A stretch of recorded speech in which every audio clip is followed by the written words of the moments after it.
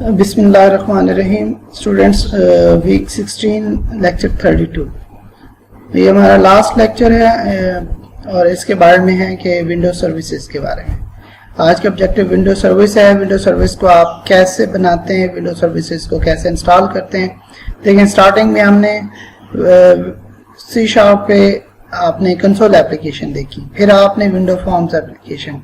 Window forms में majority जो उसके कंट्रोल्स हैं वो हम कर चुके हैं। फिर डेटाबेस कनेक्टिविटी, फाइलिंग वो कर चुके हैं। फिर विंडो फॉर्म पे आप as a entire project application level की प्रोजेक्ट को कैसे बनाते हैं, मेन्यूज और बाकी कंट्रोल्स को भी आप परफॉर्म कर चुके हैं। अब लास्ट में आता है कि कोई ऐसी चीज जो आप बैक एंड प्रोसेस के तौर पे बनाएं जो एज ए सर्विस इंस्टॉल हो किसी भी विंडो ऑपरेटिंग सिस्टम पे या किसी मशीन पे, और वो बैक एंड प्रोसेस के तौर पे चलती रहे। जिस तरह हमने शुरू में डिस्कस किया कि सीक्वल सर्वर, उसकी कोई GUI नहीं है। सीक्वल सर्वर इंस्टॉल जब होता है एज ए सर्विस इंस्टॉल होता है। आप क्या करते हैं कि आप अपने कंप्यूटर के सर्विसेज में जाके उस सर्विस को स्टॉप कर सकते हैं, स्टार्ट कर सकते हैं। अब विंडो सर्विसेज क्या है, ये आपकी सर्विसेज आ जाती हैं।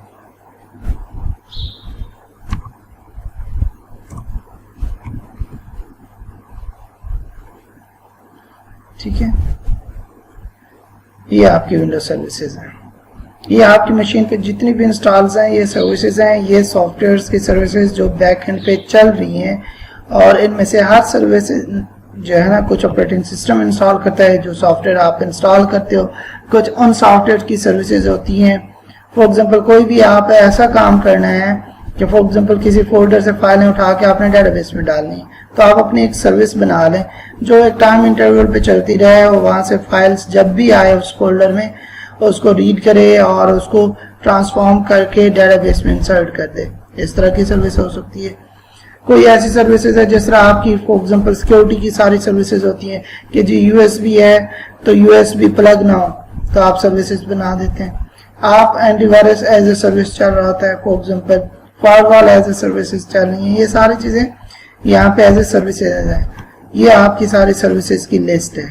ठीक है, अब ये सर्विसेज हैं। सर्विसेज का नेम हो गया, उनकी डिस्क्रिप्शन होगी, उनका स्टेटस, जो इस वक्त चल रही है वो स्टार्टेड है, जो एम्प्टी है वो इस वक्त नहीं चल रही। ये आपके पास आ रहा है। अगर किसी आप फॉर एग्जांपल सर्विस को सिलेक्ट करते हैं, ये आपको बता रहा है। ये सर्विसेज की इंफॉर्मेशन है, सर्विस का नेम, डिस्क्रिप्शन। ऑटोमेटिक स्टार्ट होगी जब भी, ऑटोमेटिक का मकसद है जब भी ऑपरेटिंग सिस्टम स्टार्ट होगा विंडो सर्विस स्टार्ट हो जाएगी, और जब आपका ऑपरेटिंग सिस्टम शट डाउन होगा तब स्टॉप होगी। अगर इसको मैनुअल आप कर देते हो, इसका मकसद है, मैनुअल का मकसद है कि ये आपका यूजर खुद आके स्टार्ट करेगा और खुद ही स्टॉप करेगा, और अगर सिस्टम शट डाउन हो जाता है तो ये स्टॉप हो जाएगी और ऑन होने पे खुद नहीं स्टार्ट होगी, यूजर को खुद करना पड़ेगा। और डिसेबल का मकसद ये सर्विस अभी आपने डिसेबल कर दी है, ना ये स्टार्ट होगी ना कुछ। अगर ऑटोमेटिक की वजह से डिसेबल, तो ये सर्विसेज डिसेबल होगी। उसके अलावा इसमें अकाउंट्स इंफॉर्मेशन है, रिकवरी इंफॉर्मेशन है, डिपेंडेंसीज हैं, ये स्टार्ट स्टॉप के बटन हैं, या यहाँ पे भी ये आपको बटन नजर आ रहे हैं। ये रीस्टार्ट का है, ये स्टॉप का है, ये पॉज का है, और अगर ये पॉज हुई हो तो इसको दोबारा यहाँ से स्टार्ट कर सकते हैं। तो आप अगर अपनी कोई सर्विसेज बनाना चाहते हैं तो एक तो ये कि वो सर्विस बनाएंगे कैसे, फिर आप अपने ऑपरेटिंग सिस्टम पे उसको परमानेंटली इंस्टॉल कैसे करेंगे। ये दो स्टेप्स आज के लेक्चर में इन्हीं स्टेप्स के बारे में कहा गया, बताया जा रहा है। अभी देखें, सबसे पहले जिस तरह आप विजुअल स्टूडियो में जाते हो, प्रोजेक्ट क्रिएट करते हो, उसी तरह आपने प्रोजेक्ट क्रिएट करना है। लेकिन जो टेम्पलेट है, ना तो वो कंसोल एप्लीकेशन होगा ना वो विंडो फॉर्म होगा। यहाँ पे एक टेम्पलेट होता है विंडो सर्विसेज। जब आप सर्विसेज सिलेक्ट करते हो तो एक सर्विस बाय डिफॉल्ट क्रिएट हो जाती है। ये सर्विस का डिजाइनर ओपन हो जाता है। ठीक है, अब सर्विसेज का डिजाइनर आपको नजर आएगा। इसमें आप जाके इसकी प्रॉपर्टीज में सर्विस का नेम सेट कर सकते हैं कि इस सर्विस का नेम क्या है। ये आपको बताया जा रहा है कि आपने सर्विस का नेम कैसे करना है, और फिर इसको सेव कर दें। उसके बाद आप इसका कोड व्यू करना है, तो इस लिंक पे क्लिक करेंगे तो सर्विसेज के दो फंक्शन होते हैं जो कि ओवरलोडेड फंक्शन है। ये मेन सर्विस की क्लास के फंक्शन है। जो भी सर्विस एज ए डेवलपर आप बनाओगे, उसके अंदर दो ये फंक्शंस मिनिमम है, ऑन स्टार्ट और ऑन स्टॉप। आपको मैंने सर्विस दिखाई, उसमें भी यही है कि वो सर्विस स्टार्ट होती है और वो स्टॉप होती है।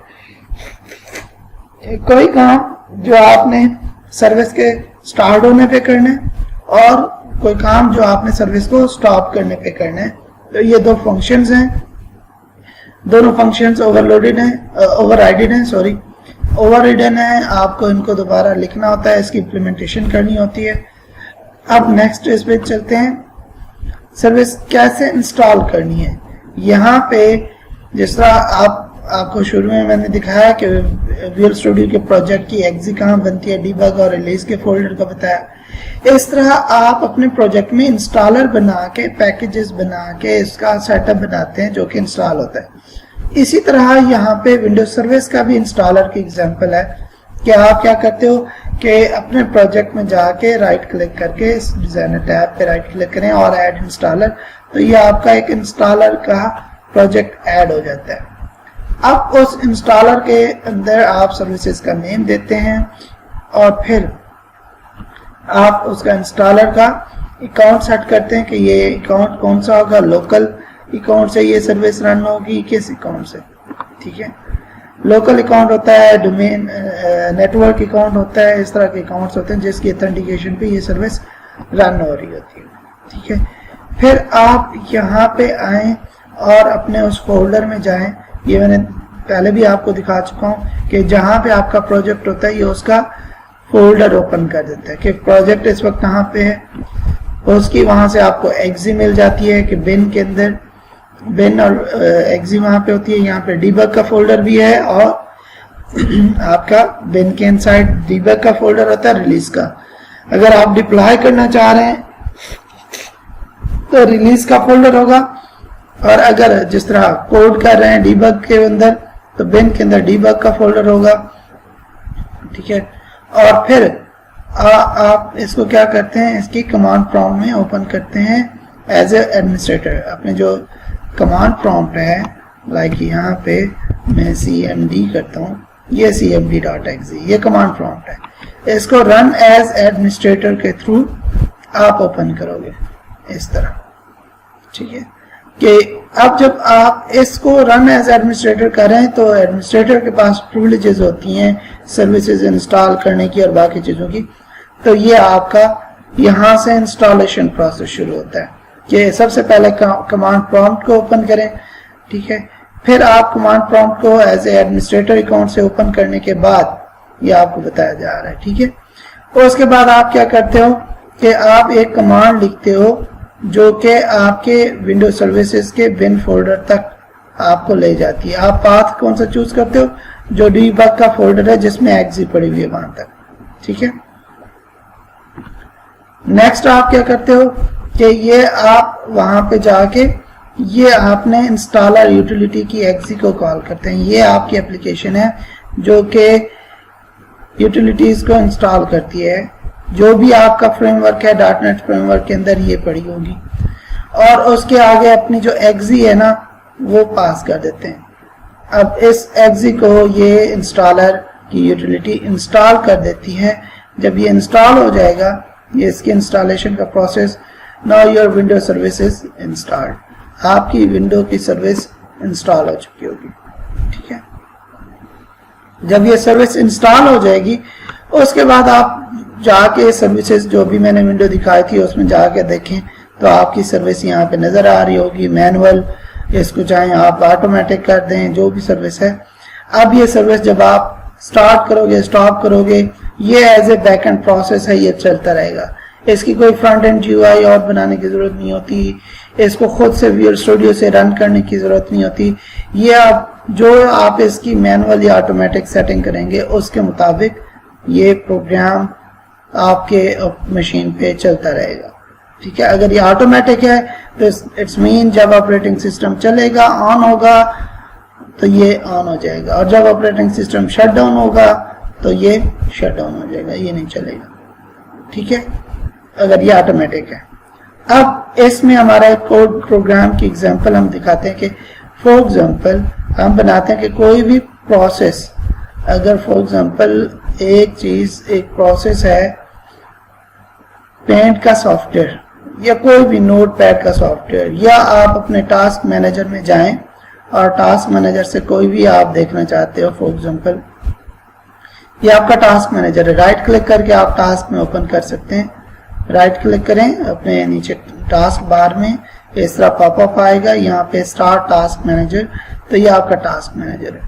इसमें क्या होता है कि ये आपकी जितनी एप्लीकेशन ऑपरेटिंग सिस्टम पे इस वक्त ओपन है, चल रही है, ये उनके प्रोसेसेस हैं। फॉर एग्जांपल मैंने ब्राउजर ओपन किया है फायरफॉक्स, तो फायरफॉक्स की एक्सेस कितनी है, मैं स्नैपचैट यूज कर रहा हूँ, स्काइप यूज कर रहा हूँ, तो ये एक्सेल यूज कर रहा हूँ, ये सारे उनके प्रोसेस चल रहे हैं। ये सर्विसेज हैं जो एज ए सर्विस दिखाई हैं, ये वो सर्विसेज हैं जो चल रही हैं। ये ओवरऑल परफॉर्मेंस आ गई कि मेरा कितना सीपीयू यूजेज हो रहा है और कितना मेमोरी का यूजेज हो रहा है। ये नेटवर्क बता रहा है कि कितने इस पे नेटवर्क कार्ड्स या नेटवर्क के कनेक्शंस हैं और हर एक में कितना डाटा एक्सचेंज हो रहा है और इस मशीन पे कितने यूजर लॉग इन हुए हैं। बाजार जो आपका पर्सनल पीसी होता है उस पर तो एक ही होगा, but if you look from the server point of view तो उसमें क्या होता है कि एक ही मशीन पे बहुत सारे लोग डिफरेंट अकाउंट से लॉग इन हो सकते हैं और उसी मशीन को रिमोटली एक्सेस कर रहे होते हैं। तो जितने भी यूजर्स होंगे वो यहाँ पे लिस्ट हुए नजर आते हैं। ठीक है, अब ये जो प्रोसेस है, इन प्रोसेसेस को आप गेट कर सकते हो, उसकी भी कमांड हम बता देते हैं। अब ये जो प्रोग्राम है इसका मकसद यही है कि इनमें से कोई एक प्रोसेस को हम चाहते हैं कि किल कर दें। जब भी आप उसको चलाओगे वो नहीं चलेगा, क्यों कि वो जो ही चल के ऑपरेटिंग सिस्टम में यहाँ पे पहुंचेगा, हम हर सेकंड के बाद चेक करेंगे, अगर वो चल रहा है तो उसको किल करना है। इसी तरह आप यूएसबी को ब्लॉक कर सकते हैं कि हाँ यूएसबी का जो प्रोसेस है डिटेक्ट हुई है, यूएसबी डिटेक्शन का जो प्रोसेस है उसको आप किल कर दें, यूएसबी कोई भी एक्सटर्नल ड्राइव है वो ना आए। अब इस प्रोग्राम में वही है कि जब आपने प्रोजेक्ट बनाया, प्रोजेक्ट एज ए सर्विस बनाई, तो ये विंडो सर्विसेज हो गई और इसमें आप ये देखें थ्रेडिंग हमें चाहिए, इसमें सिस्टम डॉट सर्विस प्रोसेसेस हैं, ठीक है, थ्रेडिंग चाहिए और टाइमर की नेम स्पेस चाहिए। अब ये जो सर्विस है, जिस तरह विंडो फॉर्म है वो आपने अपनी क्लास बनाई, वो इनहेरिट हो रही थी फॉर्म से, इस तरह ये इनहेरिट होगी सर्विस बेस से। ये जो सर्विस बेस क्लास है, this is parent service class, इसका इनहेरिट के बगैर आपकी ये क्लास सर्विस नहीं बन सकती, तो इससे इनहेरिट करना लाजमी है। तो इसी के अंदर दो फंक्शन है, ऑन स्टार्ट और ऑन स्टॉप, जो कि आप ओवर राइड करते हो।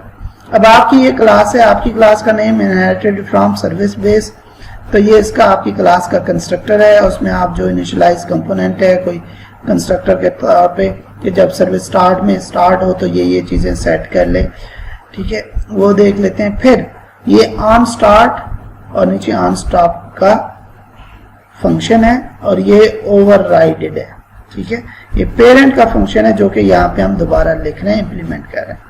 इसमें क्या किया है कि एक टाइमर का, ये देखें टाइमर की क्लास है, उसका एक ऑब्जेक्ट बनाया। इस ऑब्जेक्ट को स्टार्ट के ऊपर हम इनिशियलाइज करते हैं और टाइमर का इंटरवल देते हैं। टाइमर इंटरवल जो है वो हमारे पास है 1 सेकेंड, ठीक है, तो हमारा टाइम इंटरवल है 1 सेकेंड। 1 सेकेंड के बाद आप जो टाइमर का ऑब्जेक्ट है उसके साथ इवेंट बाइंड करते हैं। जब ये 1 सेकेंड गुजरेगा तो उसने इस फंक्शन को कॉल करना है, टाइमर 1_click। ये लास्ट इवेंट हैंडलर है, मीन ये जब वो टाइम इंटरवल कंप्लीट होता है तो ये लास्ट इवेंट हैंडलर इस इवेंट को हैंडल करेगा और इस फंक्शन पे उसको कॉल कर देगा इस फंक्शन। ये टाइमर का प्रोसेस है कि टाइमर का जब ऑब्जेक्ट बनाएं उसका इंटरवल सेट करें। अगर आप फॉर एग्जांपल 10 सेकंड करना चाह रहे हैं तो इसमें एक 0 बढ़ा दें। 1000 इज इक्वल टू 1 सेकेंड, ठीक है। अब आपने जितनी ड्यूरेशन के बाद करना है क्लिक, तो ये उतनी ड्यूरेशन का टाइम इंटरवल दे दें, ये इवेंट अकर होगा उसके बाद, ठीक है। ये टिक है किस्म का, तो ये टिक कॉल होगा। अब टाइमर बन गया, टाइमर का इंटरवल सेट हो गया, टाइमर का इवेंट लास्ट इवेंट सेट हो गया, टाइमर को आप स्टार्ट कर देते हो। जब आप टाइमर को स्टार्ट करते हैं तो इसके बाद ये टाइमर स्टार्ट हो जाएगा। और ये हमारा ऑन स्टार्ट पे है। जो ही सर्विस स्टार्ट होगी टाइमर सेट हुआ और स्टार्ट हो गया। अब स्टॉप के ऊपर क्या करोगे, आप टाइमर को सिर्फ स्टॉप कर दोगे, दैट्स इट। लेकिन हर सेकंड के बाद जब ये फंक्शन कॉल होगा तो आपकी मेन प्रोग्रामिंग इस फंक्शन पे आनी है कि हर एक सेकंड के बाद आपने क्या करना है, यहाँ पे देखेंगे ये वो फंक्शन है जो कि कॉल होगा। इसमें हम क्या करते हैं, प्रोसेस डॉट गेट प्रोसेसेस, ये फंक्शन है। आपको मैंने जितना बताया कि टास्क मैनेजर में जितने भी प्रोसेस हैं जो चल रहे होते हैं, ये प्रोसेस के नेम हैं। ये प्रोसेसेस सारे ये फंक्शन आपको गेट करके देता है। मीन उस लोकल मशीन के अंदर जितने प्रोसेस चल रहे हैं वो यहाँ पे एरे में आ जाएंगे। आप उनमें से लूप लगाएं, हर एक का नेम लोअर केस में करके मैच कर दें, कंटेन कर लें, कंटेंट के थ्रू मैच कर दें, इक्वल्स के थ्रू मैच कर लें, ठीक है।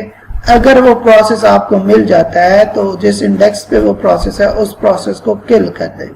जब आप उस प्रोसेस को किल करेंगे तो प्रोसेसेस में से ये लिस्ट आई हुई है तो वो प्रोसेस किल हो जाएगा, ठीक है, और वो प्रोसेस वहां से रिमूव हो जाएगा। तो ये हमारी एग्जांपल है एक सिंपल सी। इसके अलावा आपने जिस तरह मैंने फाइलिंग का बताया कि कोई फोल्डर है उसमें से फाइलें रीड करनी है, वहां से प्रोसेस करके मूव करनी है, फिर इसमें अपनी लॉग्स मेंटेन कर सकते हैं, जो फाइल रीड हुई, वो प्रोसेस हुई या एरर में गई। इस तरह कि आप अपनी पूरी एप्लीकेशन जो बैकएंड पे काम करती रहे, और कोई भी किसी टाइप का काम है जो बैकएंड का प्रोसेस है, जो आप कहते हो किसी पीरियड बेस पे हो, किसी खास प्रोसेस के बेस पे हो, अब ये सारी चीजें एज ए सर्विस चल रही होती हैं, ठीक है। तो ये हमारे सर्विस की एग्जांपल है और ये हमारा लास्ट लेक्चर था। इसके बाद इसको इम्प्लीमेंट करके अगली वीडियो में एक दफ़ा देख लेते हैं कि इसको इम्प्लीमेंट प्रोग्राम में कैसे करना है। Thank you.